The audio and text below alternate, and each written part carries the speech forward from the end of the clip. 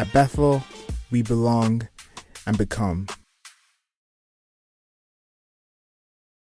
There's an issue cutting through the partisanship in Congress. It's AM radio. The overwhelming majority of legislators, Democrats and Republicans, support a bill to keep AM radio in cars. But time is running out. Text AM to 52886 and ask Congress to bring this bill to the floor for a vote now. AM radio is too important to let this moment pass us by. Message and data rates may apply. You may receive up to 4 messages a month, and you may text STOP to stop. This message furnished by the National Association of Broadcasters. Your senators and congresswomen are out now asking for your vote. Ask them to support the AM Radio in Every Vehicle Act, would you please? All right, 81 years ago, September 20th, 1943, the Screen Guild Theater production of The Maltese Falcon.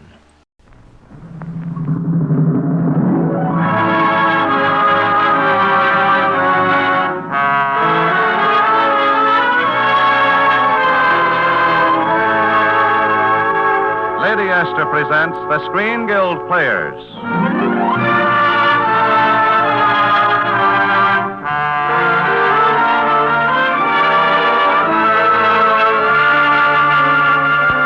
The Screen Guild play tonight, The Maltese Falcon. The starring players, this is Humphrey Bogart. This is Mary Astor. This is Sidney Greenstreet. And this is Peter Lorre.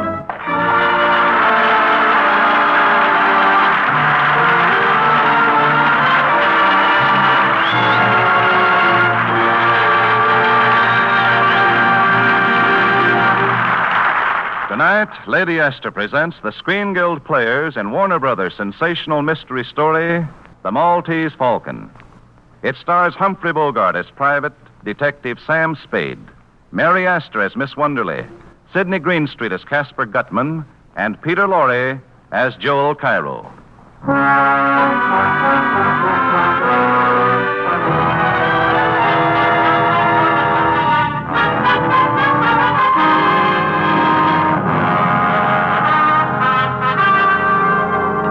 This is the story of the Maltese Falcon and of the people whose lives it touched and seared. It began in San Francisco when a beautiful young woman who identified herself as Miss Wonderly walked into the offices of Spade and Archer, private detectives. Miss Wonderly had just told Sam Spade why she wished to engage detectives when Spade's partner, Miles Archer, entered the office. Oh, excuse me, Sam. Oh, it's all right, Miles. Come in. Miss Wonderly, this is Miles Archer, my partner. How do you do? Well, I'm pleased to meet you. Miss Wonderly's sister ran away from New York with a fellow named Floyd Thursby. They're here in San Francisco. Miss Wonderly has seen Thursby and has a date with him tonight. Maybe he'll bring the sister with him. The chances are he won't. Miss Wonderly wants us to find the sister, get her away from Thursby, and back home. But I want you to know that he's a dangerous man. I don't think he'd stop at anything. I don't believe he'd hesitate to kill Corinne, my sister, if he thought it would save him. Uh-huh. What time is he coming to see you, Miss Wonderly? After 8 o'clock. All right, Miss Wonderly, we'll have a man there. Oh, I'll look after it myself. Thank you, Mr. Archer. Will $200 be enough for a retainer? Oh, plenty. Oh, it'll help if you meet Thursby in your hotel lobby, Miss Wonderly. I will. Thank you again. Goodbye. Well, Archer, what do you think of her? Sweet. I'm going to enjoy shadowing her. Okay, sucker.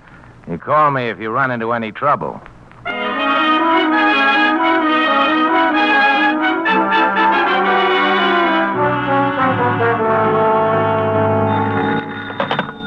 Hello? Yes, this is Spade. This is Lieutenant Dundee, Spade. What's on your mind, Copper? I thought you might be interested in knowing that your partner, Archer, was found in an alley near the St. Mark, shot through the heart from close range. Blast burned his coat. Coming down for a look at him before he's moved? No. You've seen everything I could. His gun was tucked away on his hip. It hadn't been fired. His overcoat was buttoned. Was he working, Sam? Well? He was supposed to be tailing a fellow named Floyd Thursby. What for? Now, don't crowd me. I'll see you after I break the news to Archer's wife. I'll be there in a couple of hours.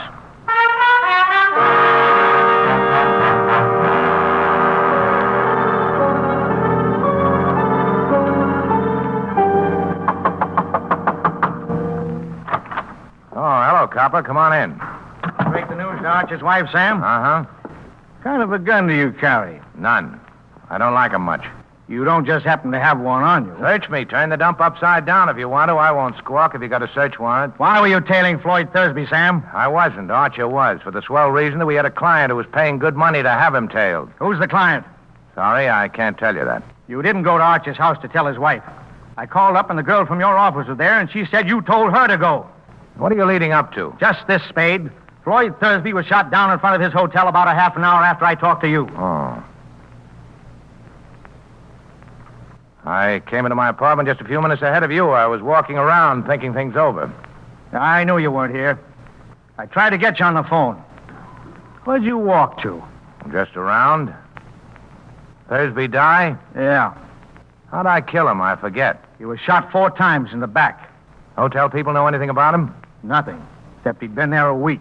Alone? Alone. You find out who he was? What his game was? No, I thought you could tell me that. I've never seen Thursby dead or alive. Now, look, Spade. You know me. If you did get Thursby, you'll get a square deal from me. And most of the breaks. I don't know that I'd blame you a lot. Man that killed your partner. But that wouldn't keep me from nailing you. That's fair enough. Now, would you mind scramming? I got some thinking to do, and I'd like to get a little sleep before daylight.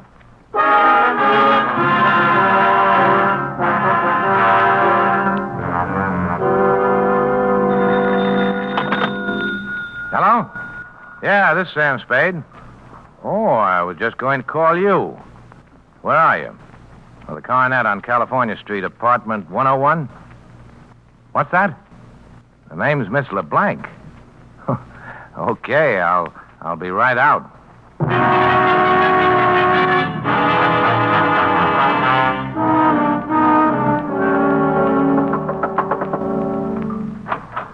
Oh, good morning. Come in, Mr. Spade. Mr. Spade, I have a terrible, terrible confession to make. That story I told you yesterday was all just a story. Oh, that. Well, we didn't exactly believe your story, Miss, is your name Wonderly or LeBlanc? It's really O'Shaughnessy, Bridget O'Shaughnessy. Oh. Well, Miss O'Shaughnessy, as I said, we didn't exactly believe your story. We believed your $200. Oh?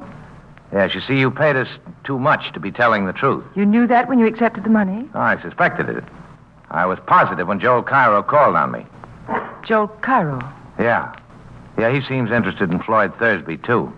What did he say? About what? About me? Nothing. Well, what did he talk about?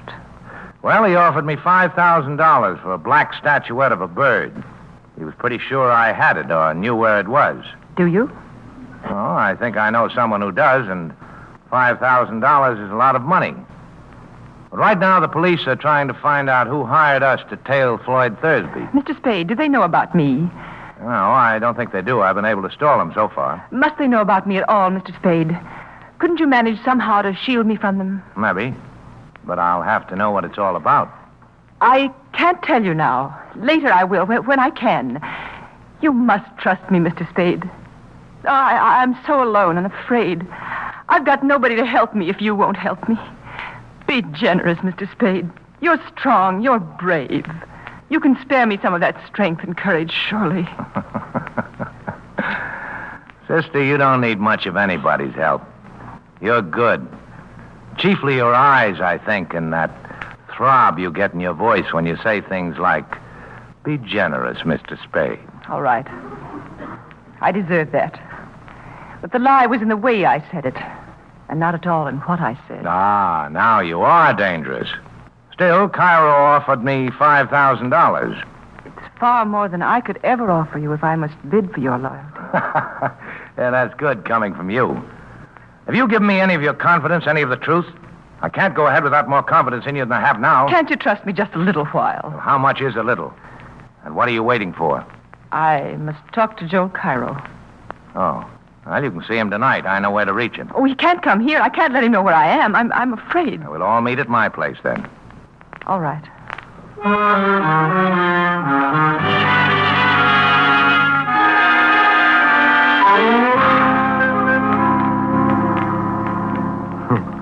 I'm delighted to see you again, Miss O'Shaughnessy. I was sure you would be, Joe. Mr. Spade told me about your offer for the Maltese Falcon. How soon can you have the money ready? Oh, it is ready. You are ready to give us $5,000 if we turn the Falcon over to you? I shall be able to give you the money as soon as the bank opens in the morning. But I haven't got the Falcon. Then why did you send for me? Because I'll have it in another week. Yes? Where is it? Where Floyd hid it. Thursby? Of course. If you know where he hid it, why must we wait a week? And why are you willing to sell it to me?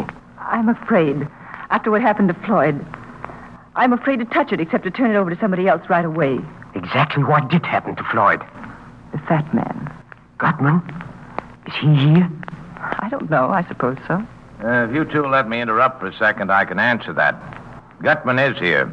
How do you know? Because he called me and asked me to see him. Have you? Not yet. I thought that after our friend Cairo here left, I'd find out just how you and I stand before I took on any more clients.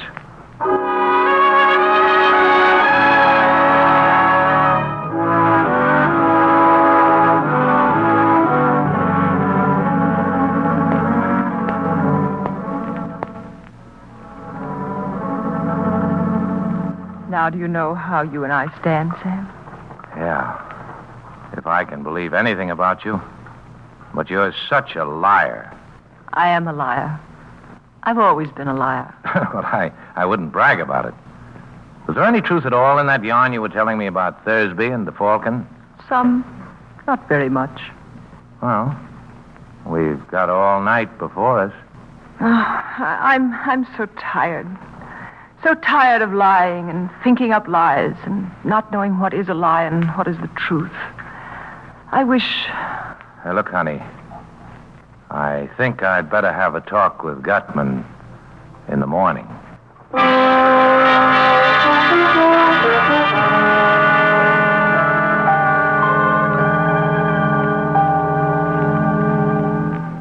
And now, Mr. Gutman, shall we talk about the Falcon? No. By all means, Mr. Spade. But first, answer me a question. Are you here as Miss O'Shaughnessy's representative? Well, there's nothing certain about it either way yet. It depends. Maybe it depends on Joel Cairo? Maybe. The question then, Mr. Spade, is which you'll represent. It'll be Miss O'Shaughnessy or Mr. Cairo. I didn't say so. Who else is there? There's me. Oh, well, that's wonderful, sir, wonderful. I do like a man who tells you right out he's looking out for himself. Don't we all? Uh-huh. Now let's talk about the Blackbird. Let's, Mr. Spade. Have you any conception of how much money can be got out of that Blackbird? No, but you just tell me what it is, and I'll figure out the profits. You mean you don't know what that bird is? Well, I know it's black enameled, about a foot high, and I know the value in human life you people put on it. Miss O'Shaughnessy didn't tell you what it is? He offered and me Cairo didn't either? He offered me $10,000 for it. Do either of them know what that bird is, sir? What is your impression? Well, there's not much to go by, but, I don't think so. If they don't know, I'm the only one in the whole wide, sweet world who does. Good. And when you tell me, there'll be two of us. Mathematically correct, sir. But I don't know for certain that I'm going to tell you. Well, you think again and think fast. You'll do your talking today or you're through. What are you wasting my time for? I can get along without you. That remains to be seen, Mr. Spade. There are ways... And there's another thing. Keep that gunman of yours away from me while you're making up your mind, or I'll kill him. Well, sir, I must say you have a very violent temper. Think it over. You got till 5:30, then you're either in or out for keeps. Wilma. I'm gonna kill that guy. I could have done it easy when he was standing there with his back to me. Of course you could, my boy. But business before pleasure. And we'll be seeing Mr. Spade again before 5:30.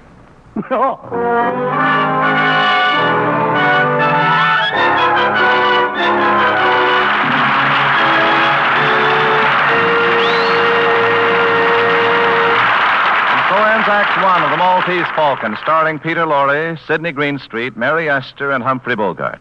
Act Two in just a moment. But first, here's a word from our hostess, Lady Esther. Some weeks ago, I was being shown through a shipyard, one of the largest in the country, and stopped to chat with a young woman wearing a safety mask. It gave her a stern, rather severe look, but when she removed the mask to chat with me, she was young and blonde and very lovely. Her skin looked so dainty and fresh that I just couldn't resist saying, "My, you look as though you just stepped out of a bandbox." She laughed and said, "Oh, I've been on the job